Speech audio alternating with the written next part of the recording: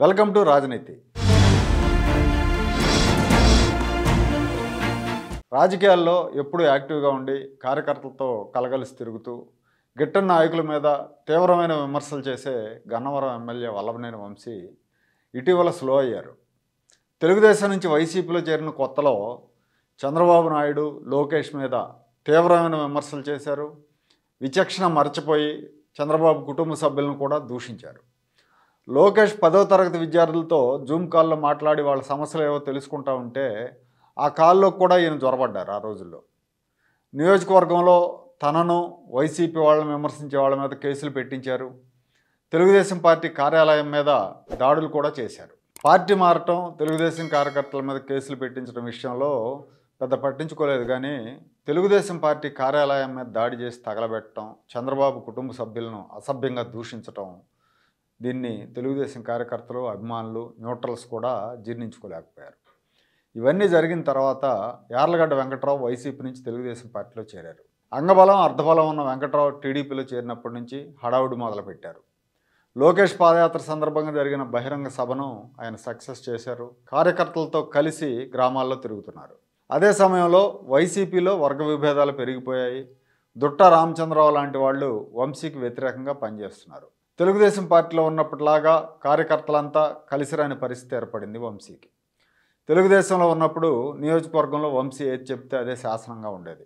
కానీ వైసీపీలో చేరాక అలాంటి శాసనాలు పనిచేయట్లేదు. ఎవరి దారి వాళ్ళదే అన్నట్టుంది. 2014 నుంచి 19 వరకు తెలుగుదేశం పార్టీ అధికారంలో ఉండగా వంశీ ఆధ్వర్యంలో నియోజకవర్గంలో అభివృద్ధి పనులు బాగా జరిగాయి. 2019లో గెలిచిన వెంటనే అధికార వైసీపీలో చేరినప్పటికీ గత 4 ఏళ్లుగా నియోజకవర్గంలో చెప్పుకోదగ్గ ఒక్క అభివృద్ధి పని కూడా చేయలేకపోయారు. చివరి ఏడాదిలో అయినా కనీసం కొన్ని వర్క్స్ చేయకపోతే వ్యతిరేకత వస్తుందని భావించి తన నియోజకవర్గానికి 50 కోట్ల నిధులు కేటాయించాలని ఆయన ప్రభుత్వాన్ని కోరారు.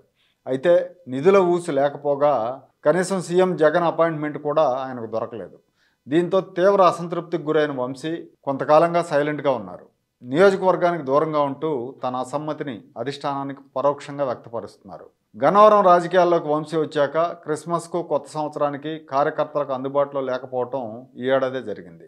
వంశీ కార్యకలాపాల మీద కన్నేసిన వైసీపీ అధిష్టానం వంశీతో పాటు కొడాలి నానిని కూడా తాడేపల్లికి పిలిపించారు. అయితే పిలిపించిన రోజు 8 గంటల పాటు వెయిట్ చేయించి జగన్ అపాయింట్మెంట్ ఇవ్వకుండా తర్వాత రోజు రమ్మని పంపించారు. ఆ తర్వాత రోజు జగన్మోహన్ రెడ్డిని కలిసిన వంశీతో సైలెన్స్కి కారణం ఏంటని అడగటమే కాకుండా తెలుగుదేశం పార్టీలో చేసినట్టు ఇక్కడ చేయాలంటే కుదరదని తీవ్రంగా హెచ్చరించారట. యాక్టివ్గా పనిచేయాలనుకుంటే ఉండండి, లేదంటే ఆల్టర్నేట్ చూసుకుంటామని చెప్పడంతో అందరూ కంగుదన్నారు. మధ్యలో కల్పించుకుని మాట్లాడబోయిన నానికి ఈ ఇష్యూతో నీకు సంబంధం లేదు, నీ ఇష్యూ తర్వాత మాట్లాడతానని చెప్పడంతో అక్కడున్న నాయకులంతా సైలెంట్ అయిపోయారు. ఇప్పటికే పెనంలూరు నుంచి పార్థసారథిని గన్నవరం పంపించి వంశీని విజయవాడ పార్లమెంటుకు మారుస్తారన్న వార్తలు ఉండటంతో గన్నవరంలో వంశీ భవితవ్యం మీద చర్చ జరుగుతోంది. వంశీ మాత్రం గన్నవరం నుంచి పోటీ చేయడానికే మొగ్గు చూపుతున్నారని, ఎంపీగా వెళ్ళడానికి ఇష్టపడటం లేదని ఆయన సన్నిహిత వర్గాల ద్వారా తెలుస్తోంది.